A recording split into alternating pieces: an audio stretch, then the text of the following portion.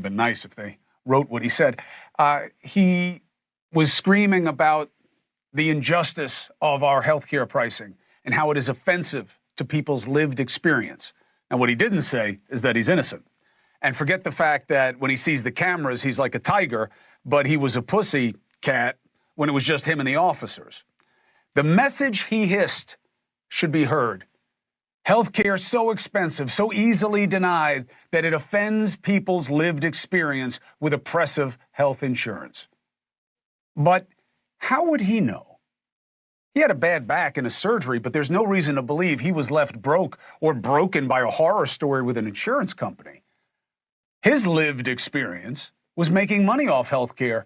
His family owned nursing homes that made them rich.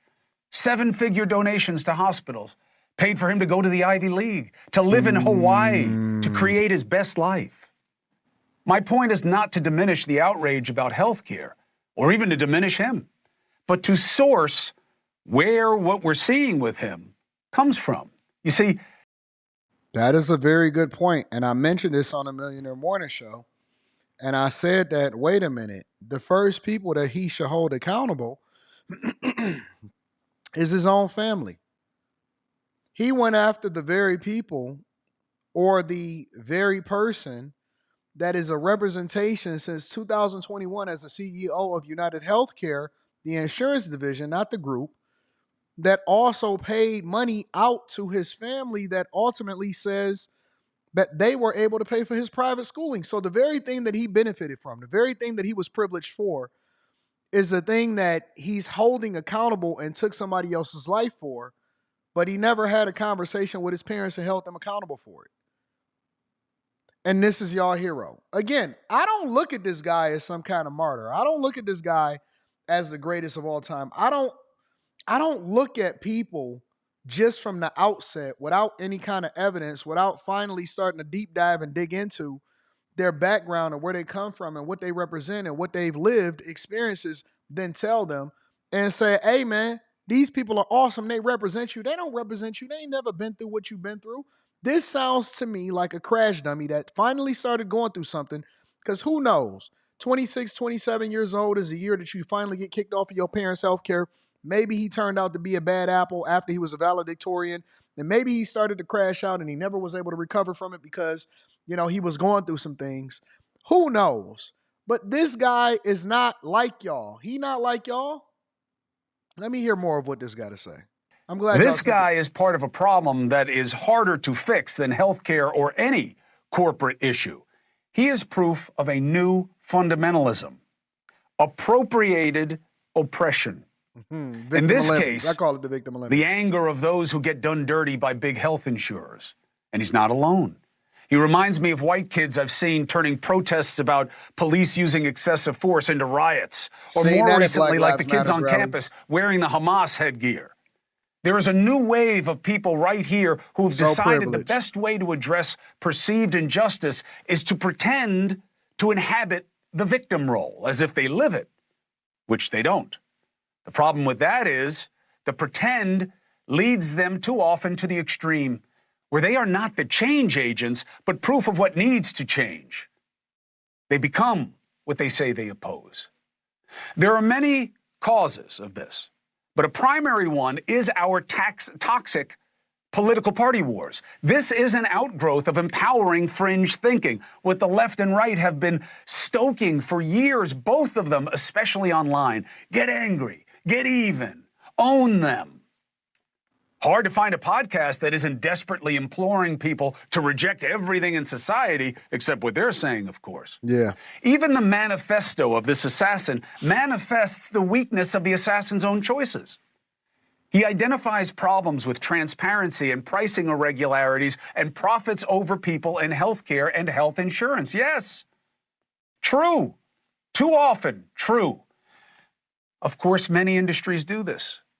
Let me read this manifesto because I haven't read it. I actually seen copies of it online yesterday, but I didn't know how accurate it is because I don't just believe any vlog or any blog. I had to know that it was actually something that was released to the public. It said to the feds, I'll keep this short because I do respect what you do for our country.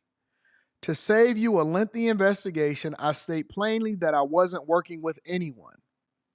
This was fairly trivial, some elementary social engineering, basic CAD, a lot of patience, the spiral notebook, if present, has some straggling notes and to-do lists that illuminate the gist of it.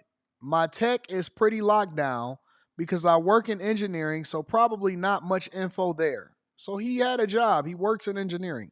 So he wasn't broke. I do apologize for any strife of traumas that it had to be done, but it had to be done. Frankly, these parasites simply had it coming. A reminder, the US has the number one most expensive healthcare system in the world, yet we rank roughly number 42 in life expectancy. United is the indecipherable largest company in the US by market cap, behind only Apple, Google, and Walmart. It has grown and grown, but as our life expectancy, no. The reality is these indecipherable has simply, or I guess it was saying something that was indecipherable. These whatever have simply gotten too powerful, and they continue to abuse our country for immense profit because the American public has allowed them to get away with it. Obviously, the problem is more complex, but I do not have space. And frankly, I do not pretend to be the most qualified person to lay out the full argument. But many have illuminated the corruption and greed, Rosenthal more, decades ago, and the problem simply remain. It is not an issue of awareness at this point, but clearly power games at play. Evidently, I'm the first to face it with such brutal honesty. But healthcare matters more than just about any other industry because it can literally be life or death. The problem is real. Obama tried to address it with the ACA. It's interesting. Trump wants to disrupt everything, right? You can get off that now. Yet, even he never goes after the big insurers. We know why. They get what they want. But the idea that you change something that is bad by doing something worse, now you don't have to be a genius with an Ivy League pedigree to know that that is stupid. Yeah, that's the never surrender it's of never moral gonna high change ground anything. and the obvious lack of connection to reality is so apparent. I want to show you a clip from Piers Morgan, his podcast, and one of this assassin's supporters. Watch this lady. Why would you be in such a celebratory mood about the execution of another human being? I do believe in the sanctity of life, and I think that's why I felt, along with so many other Americans, joy, unfortunately, because it feels like... Serious? I mean... Joy at a man's execution? Maybe not joy, but certainly not empathy. Because again, we're watching the footage. How can this make you joyful? Smiling when she explains how murder kinda, sorta makes sense when so many have been killed by this guy, Thompson. We've been desensitized to the point to where we then justify vigilantes that don't even really represent the true people that are really suffering from what's happening in the healthcare industry. And nobody is saying that there's not a problem or that there's not problems or that capitalism is perfect.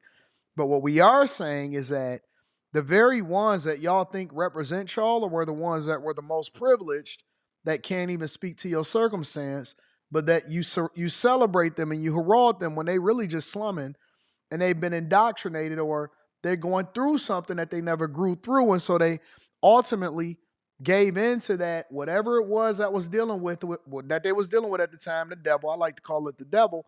And then y'all then celebrate them and y'all pedestalize them and y'all think that they are awesome. It's amazing to me what society has devolved into and that everybody has become the villain and the villain become the hero. Like she was taking a position in debate class, but you see, when you actually pull the trigger and you end a life, there's nothing rhetorical about it. Again, why did Brian he go Thompson after his was a own CEO, not a death camp operator. Our death rate is too high. And you know what it has to do with? Our diet, as much as anything we're denied by insurers. And yes, gonna reject, I think both have to change. RFK Jr. But what just happened only makes change harder. Because now those wanting change are worse than what they oppose. Yep. He just did one of the few things that is worse than denying care that may lead to early death. He guaranteed death and to make nothing better. The irony is that if genius assassins like this guy and his fans, with their perverse smile, had tested their own ideas, which of course fundamentalists never do, they would have learned that systemic change is rarely achieved by violence, certainly not one violent act. Ask the January 6th crew, or read. I'm amazed that people are celebrating this guy. But again, most of the people, and I did a little straw poll, most of the people have never even, the ones that is the biggest conversationalist and is advocating for this, a lot of them, let me stop. I ain't even going to go there. Let me know what y'all think inside of the comments. Y'all have heard enough of my rhetoric. Let me know what y'all think in the comments. Clarence parents had a really good marriage. Y'all let me know what y'all think. Make sure y'all tap into the Patreon. Link is in the description. Also, Teach Hanley, 40% off your first order, 20% off for life. I love you. I appreciate you. I can't wait to read the comments on this one. We're going to be exploring.